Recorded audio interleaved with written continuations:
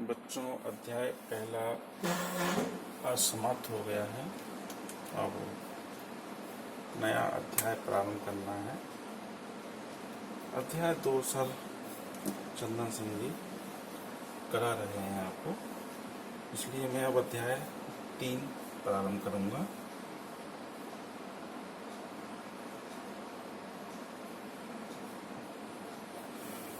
मानव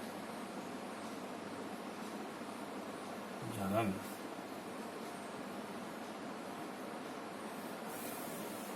human reproduction.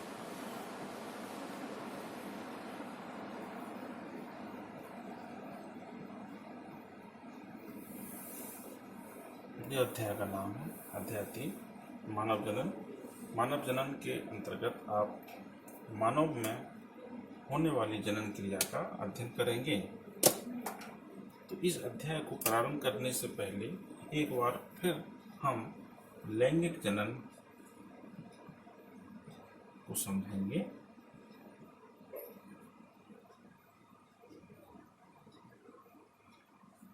इसका आपने पहले भी अध्याय 1 में भी अध्ययन किया है और आप इतना जानते हैं इसके बारे में कि लैंगिक जनन के लिए 2 जनक की आवश्यकता होती है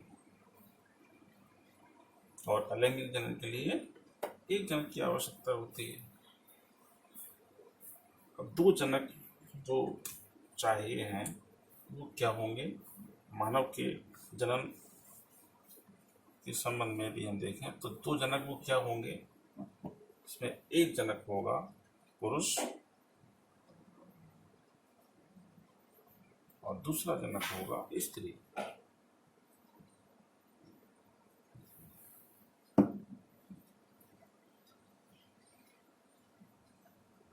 पहला जनक होगा पुरुष, दूसरा जनक होगा स्त्री। लैंगिक जनन को इंग्लिश में कहते हैं सेक्सुअल रिप्रोडक्शन।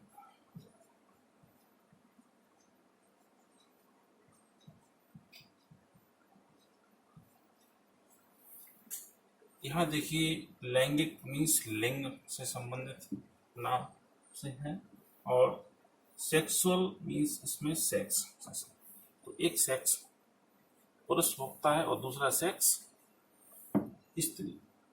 ठीक है, 2 सेक्स के मध्य, 2 लिंग के मध्य, 2 जनक के मध्य जनन क्रिया होगी, इसे लैंगिक जनन कहेंगे।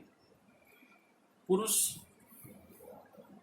में जनन अंग होता है, इसे कहते हैं वृषण।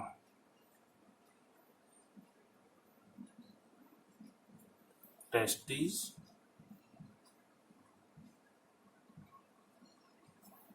यह पुरुष का मुख्य सहायक जनन अंग है।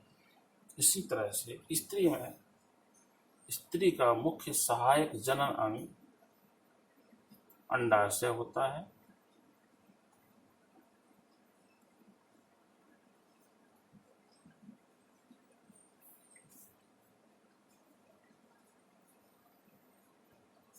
ओवरी।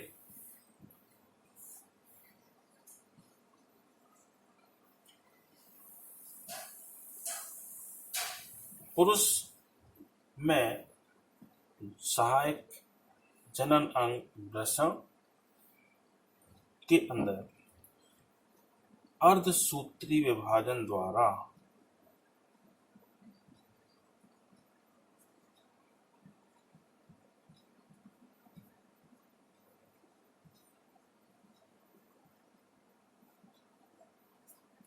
उसी तरह से स्त्री में भी अर्धसूत्री विभाजन के द्वारा युग्मकों का निर्माण होता है। तो जो नर में युग्मक बनेंगे उन्हें नर युग्मक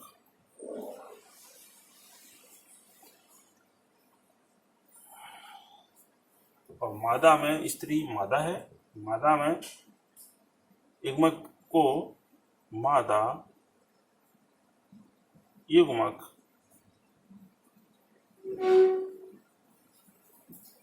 कहा जाएगा। नर युग्मक का दूसरा नाम शुक्राणु,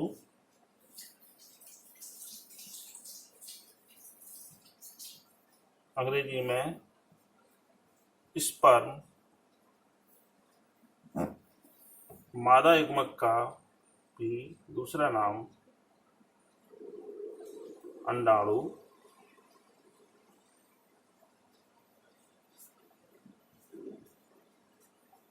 ओवा कहलाता है। इस प्रकार से आप देखेंगे कि दोनों जनक में, पुरुष और स्त्री में, उनके सहायक जनन अंगों में अर्धसूत्रीय विभाजन के द्वारा नर और मादा युग्मकों का निर्माण होता है, जिन्हें शुक्राणु और अंडाणु कहते हैं। अर्धसूत्रीय विभाजन क्यों होता है? क्योंकि यहाँ गुणसूत्रों की संख्या 46 है और यहाँ पर भी गुणसूत्रों की संख्या 46 है, ये समझना होगा। और यहाँ गुणसूत्रों की संख्या 23 हो जाती है, यहाँ पर भी गुणसूत्रों की संख्या 23 हो जाती है। और 46 और 23 का थोड़ा खेल समझ लीजिए। मानव में कुल गुणसूत्र 46 होते हैं और यदि जोड़े में कहा जाए तो 23 पेयर होते हैं। 23 पेयर या 46 या 23 पेयर गुणसूत्र मानव में पाए जाते हैं। जब जोड़े में इसको हम अध्ययन करेंगे तो 23 पेयर होगा और संख्या में देखेंगे तो 46 होगा। यहाँ देखें आप 46 हैं, इसको हम 2x द्विगुणित डिप्लॉयड के नाम से भी कॉल कर सकते हैं। और यहाँ पर 46 से आधे हो रहे हैं तो यहाँ पर ये गुणसूत्रों की संख्या x हैप्लॉइड सेल होंगे, ये हैप्लॉइड होंगे, अगुणित। पर्याप्त है। अब आप देखें, जब दोनों के युग्मक बन जाते हैं, ये आप जानने की आवश्यकता है कि पुरुष और स्त्री में युग्मक कब बनते हैं। तो जब बाल्यावस्था पूर्ण होती है और युवावस्था जब प्रारंभ होती है, तो युवावस्था प्रारंभ होते ही ये दोनों युग्मकों का निर्माण प्रारंभ हो जाता है। तो देखें बेटा, जब नर और मादा युग्मक अर्थात शुक्राणु और अंडाणु जब आपस में मिलते हैं, युग्मकों के स्थानांतरण के फलस्वरूप दोनों मिलते हैं, तब ये युग्मनज का निर्माण करते हैं, जाइगोट।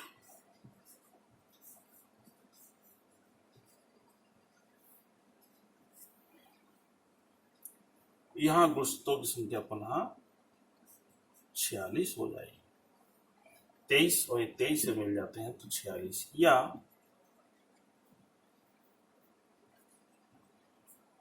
2x diploid. ओके, शुक्राणु और अंडाणु के मिलने को युग्मक संलयन,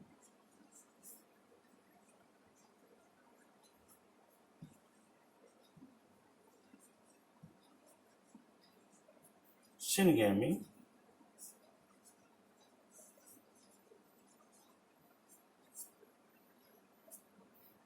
शुक्राणु और अंडाणु के मिलने पर जब जाइगोट बनता है तब इसको निषेचन,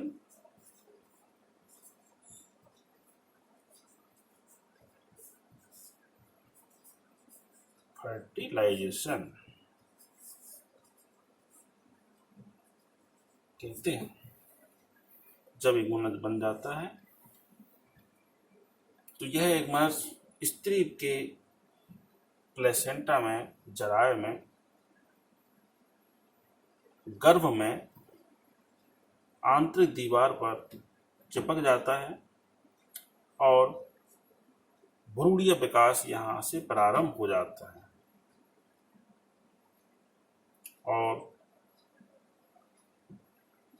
भ्रूण का निर्माण करता है एम्ब्रियो।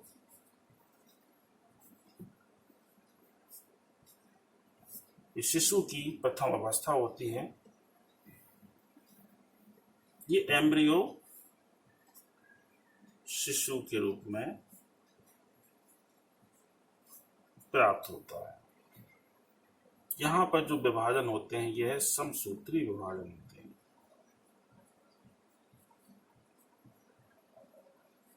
यहाँ पर भी समसूत्री विभाजन होते हैं।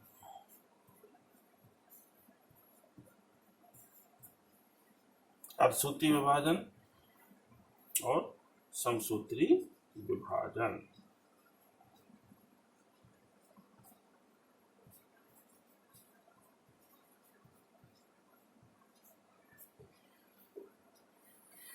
इस बात का आपको विशेष ध्यान रखना है कि अर्धसूत्री विभाजन मियोसिस केवल जनन कोशिकाओं में होता है और समसूत्री विभाजन जनन कोशिकाओं को छोड़कर बाकी सभी कोशिकाओं में होता है। अर्धसूत्री विभाजन में गुणसूत्रों की संख्या आधी हो जाती है। समसूत्री विभाजन में गुणसूत्रों की संख्या में कोई फर्क नहीं आता है।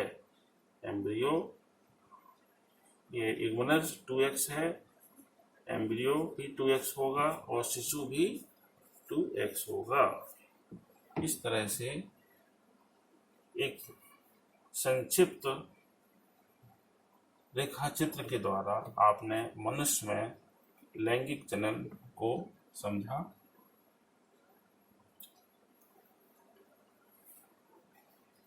नेक्स्ट, इस लेसन को अध्ययन के सुविधा के दृष्टिकोण से 3 भागों में इसे हम बांट सकते हैं।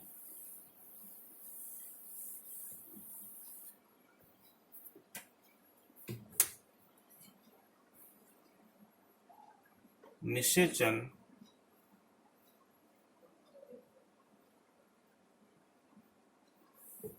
पूर्व घटना,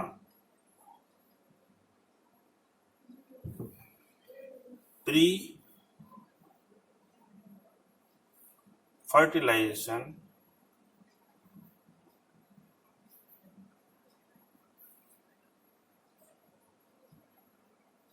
इवेंट।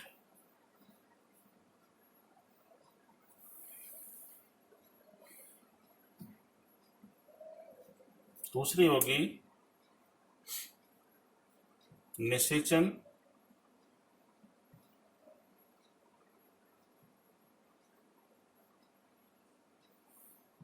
फर्टिलाइजेशन।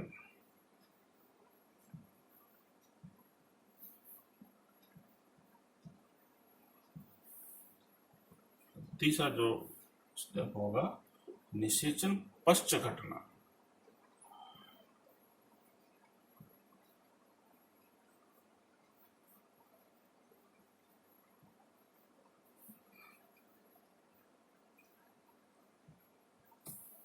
पोस्ट फर्टिलाइजेशन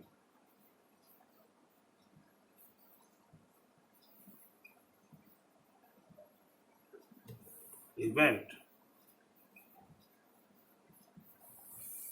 तो बच्चों, इस लेसन को अध्ययन की दृष्टि से हमने 3 भागों में 3 स्टेप में डिवाइड कर लिया। 3 स्टेप में इसका अध्ययन किया जाएगा। तो पहला जो स्टेप है निषेचन पूर्व घटना। निषेचन पूर्व घटना मतलब निषेचन के पहले क्या होता है, कौन सी घटना घटती है। तो आपको जानकारी है, समथिंग कुछ आपको नॉलेज की है। निषेचन के पहले क्या होगा, युग्मकों का निर्माण होता है और युग्मकों का स्थानांतरण होता है, तभी तो निषेचन करेंगे। तो निषेचन के पूर्व क्या होगा, युग्मकों का निर्माण।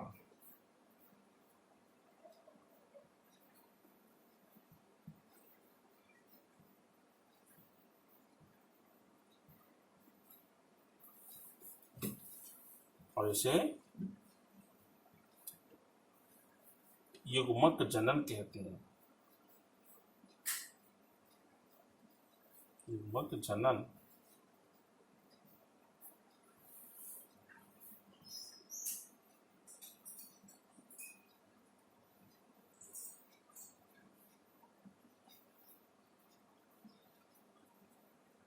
गैमेटोजेनेसिस, युग्मकों के निर्माण को युग्मक जनन, गैमेटोजेनेसिस।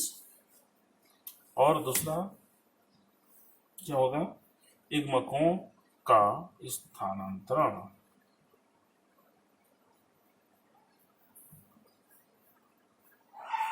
जब युग्मकों का निर्माण हो जाएगा तब ये युग्मक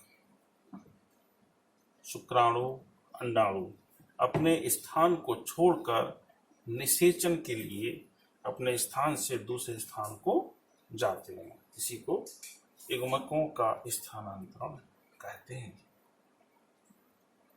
निषेचन, निषेचन में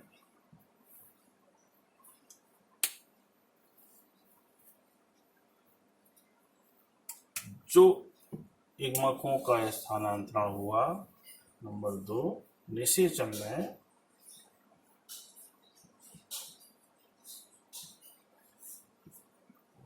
ये युग्मक आपस में मिलते हैं, जिसे कहते हैं युग्मक संलयन।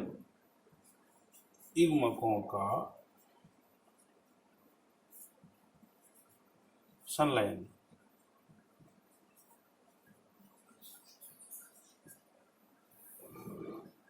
युग्मकों का संलयन होगा और युग्मनज का निर्माण हो जाता है।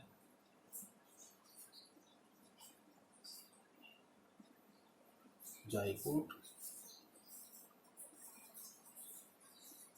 इस तरह से आप देखें कि निषेचन पूर्व घटना में युग्मकों का निर्माण हुआ, तत्पश्चात युग्मक अपने स्थान से दूसरे स्थान को निषेचन के लिए जाते हैं। दूसरे स्टेप में, दूसरे चरण में क्या होगा? निषेचन में युग्मक का आपस में मिलना होगा, युग्मक संलयन होगा, संज्ञामी और जाइगोट का फॉर्मेशन होता है। तो युग्मकों से जाइगोट बनने तक की क्रिया को निषेचन कहते हैं। ओके। फिर तीसरे स्टेप में, तीसरे चरण में निषेचन पश्च घटना, नंबर 3, निषेचन पश्च घटना में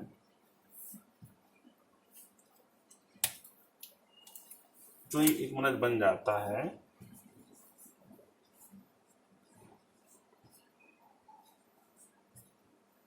यह विकसित होकर भ्रूण और अंत में संतान का निर्माण करता है। यह है निषेचन पश्च घटना।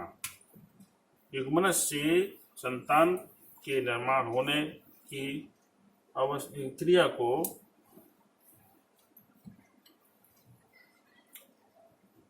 भ्रूणीय विकास कहते हैं। भ्रूणीय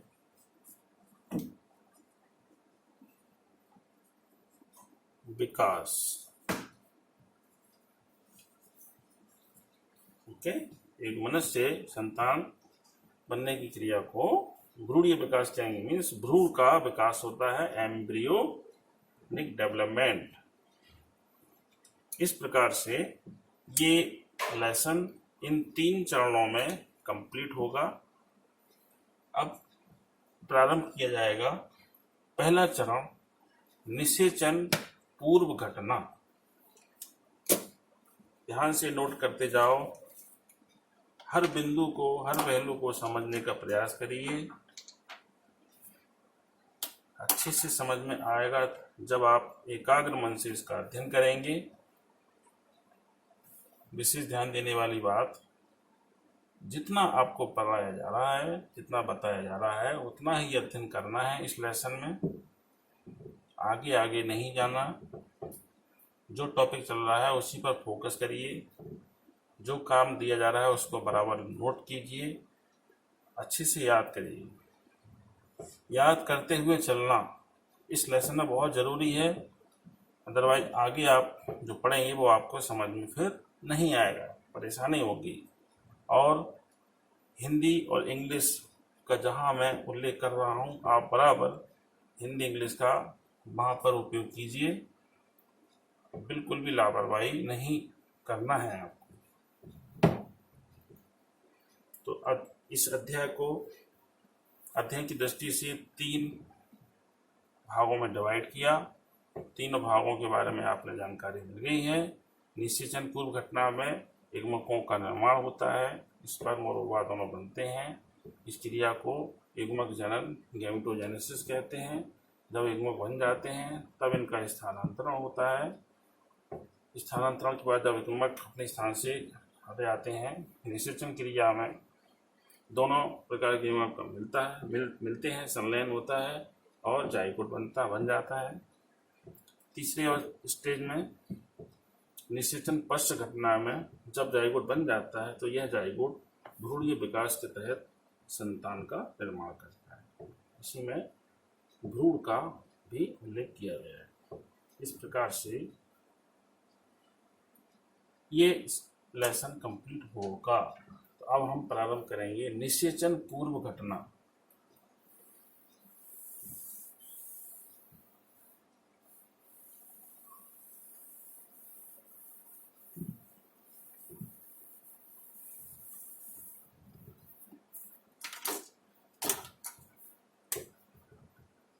निषेचन पूर्व घटना मुख्य रूप से 2 चरण में कंप्लीट होती है। युग्मक जनन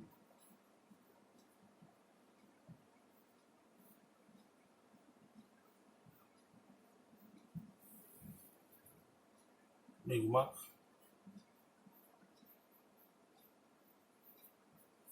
स्थानांतरण।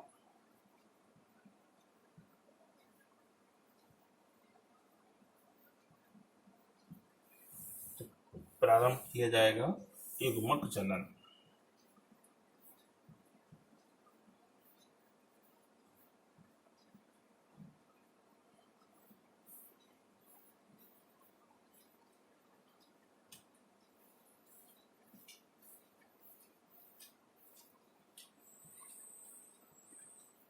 गैमेटोजेनेसिस।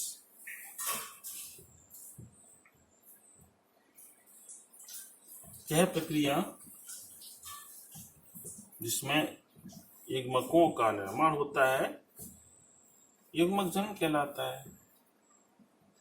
वह प्रक्रिया जिसमें युग्मकों का निर्माण होता है उसे युग्मक जनन कहते हैं। अब युग्मक जनन 2 तरह से होता है। पुरुष में शुक्राणु जनन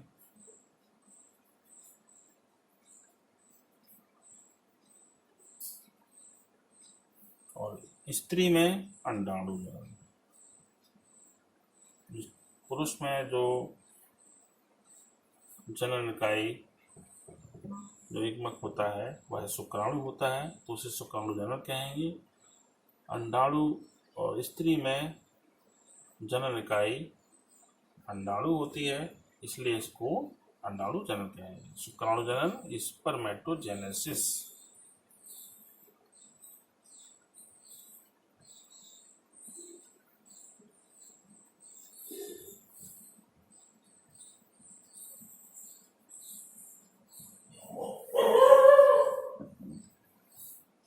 गैमेटोजेनेसिस में GAME सही कर लेंगे, पूर्व में यदि गलत हो गया हो। अंडाणु जनन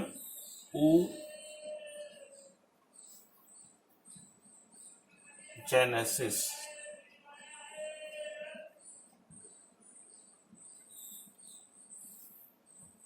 ओके, A और B।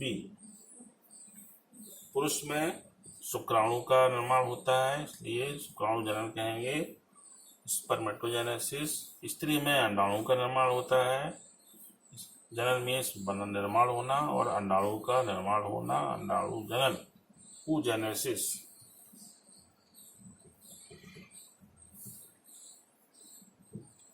शुक्राणु जनन में आप लिख लेंगे नर में शुक्राणु का निर्माण होता है।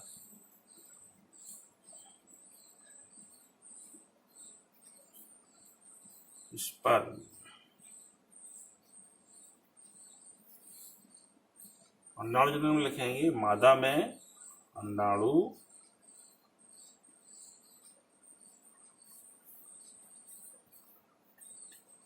ओवा का निर्माण होता है, इसे अंडाणु जनन कहते हैं।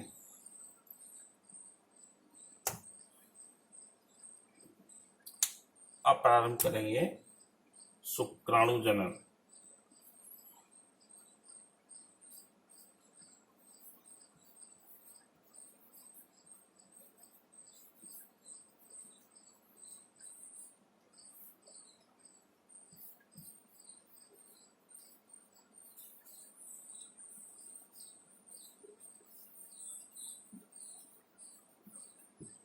स्पर्मेटोजेनेसिस।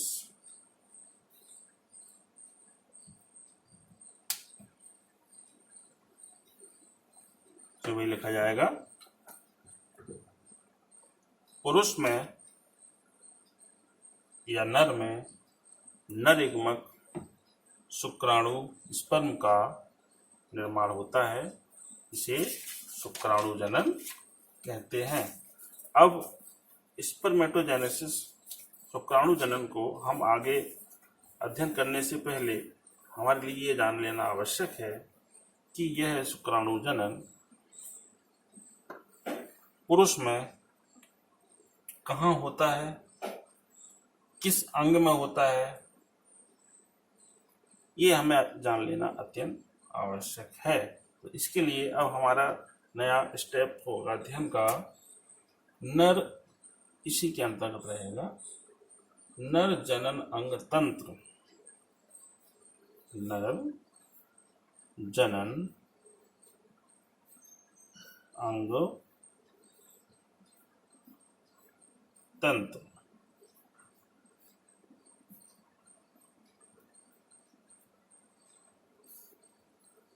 तो मैंने आपको बोला है, वही लिखेंगे आप इसमें शुक्राणु जनन में। शुक्राणु जनन से पूर्व अध्ययन करने के लिए या अध्ययन करने से पूर्व यह जानना आवश्यक है कि शुक्राणु जनन की क्रिया कहाँ होती है, किस अंग में होती है, ये जान लेना अत्यंत आवश्यक है। इसलिए अब हम अध्ययन करेंगे नर जनन अंग तंत्र। पुरुष में जो जनन अंग पाए जाते हैं उस सिस्टम को पूरा देखना है। तो जनन अंगों का जो पूरा एक क्रमबद्ध तरीके से जुड़े होते हैं एक दूसरे, तब उसे अंग तंत्र कहा जाता है। तब ये सिस्टम बन जाता है। Male reproductive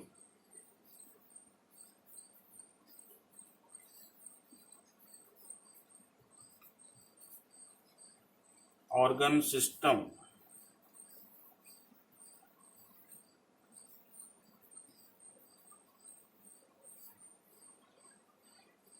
organ system male reproductive. इस तरह से आप नर जनन अंग तंत्र का अध्ययन आपको शुरू करना है। ये आपको नेक्स्ट डे इसके आगे काम कराया जाएगा। आज आपने लेसन 1 को भी कंप्लीट किया है, लेसन 2 प्रारंभ भी किया है। आगे आप जैसे जैसे बढ़ते जाएंगे आपका ज्ञान भी बढ़ता जाएगा।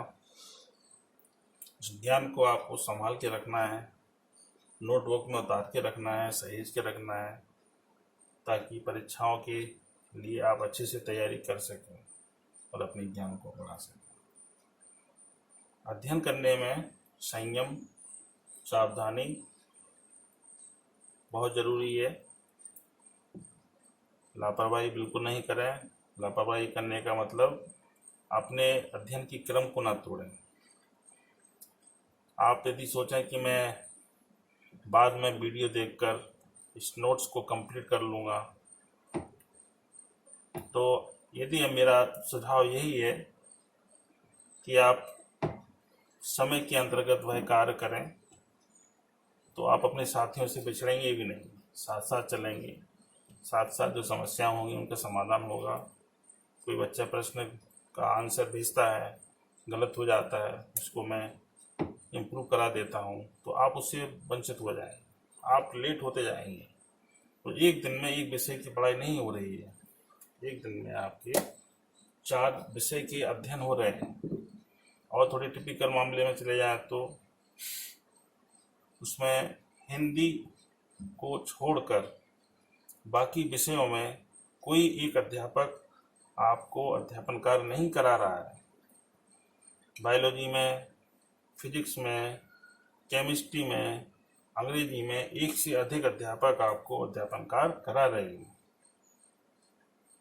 इसके कारण आपका कोर्स गति से आगे बढ़ रहा है, और उस गति को आप संभाल तभी सकते हैं जब आप स्टीयरिंग को पकड़ के रखें। स्टीयरिंग मीन्स गाड़ी के हैंडल को पकड़ के रखें। अगर आप गाड़ी चलाते समय हाथ छोड़ देंगे तो सोचेंगे गाड़ी तो चल रही है, तब वो गाड़ी नहीं चलेगी, एक्सीडेंट हो जाएगा। उसी तरह से यदि आप प्रतिदिन क्लास अटेंड नहीं करेंगे समय से और सभी का कार्य नोट नहीं करेंगे तो आपके हाथ से सब कुछ निकल जाएगा, कुछ नहीं बचेगा। बाद में आप केवल वीडियो ही देखते रहना और मिलाते रहना, कौन सा लेसन कब समाप्त हुआ, कब शुरू हुआ, किसने क्या पढ़ाया, तो ये वीडियो मुझे भेज दो। किसी को उसको परेशान करोगे, साथियों को अपने नोट्स मांगोगे, ये सब नहीं होगा यदि आप समय से, क्रम से, संयम पूर्वक क्लासों को अटेंड करते रहेंगे। अब आपको होमवर्क भी दिया जा रहा है, थोड़ा सा होमवर्क दिया जाएगा क्योंकि आज 2 लेसन हुए हैं। इसको आप अच्छे से आप प्रत्येक हेडिंग को पढ़ें, याद करें, समझें। राइटिंग वर्क की ज़्यादा आवश्यकता नहीं होती है बायोलॉजी में। बायोलॉजी में आपको टू द पॉइंट लिखना होता है, और जो मैं आपको ओरली बोलता हूँ वही आपको लिखना है अपने शब्दों में। हेडिंग्स आपको बराबर बताई जा रही हैं, उसके एग्जाम में बताया जा रहा है, उसके बारे में समझाया जा रहा है। फिर भी आपको कहीं पर कोई किसी प्रकार की प्रश्न उठता है आपके मस्तिष्क में, तो आप मुझे फ़ोन करके अलग से भी पूछ सकते हैं और इस ग्रुप के माध्यम से ही पूछ सकते हैं। थैंक्स।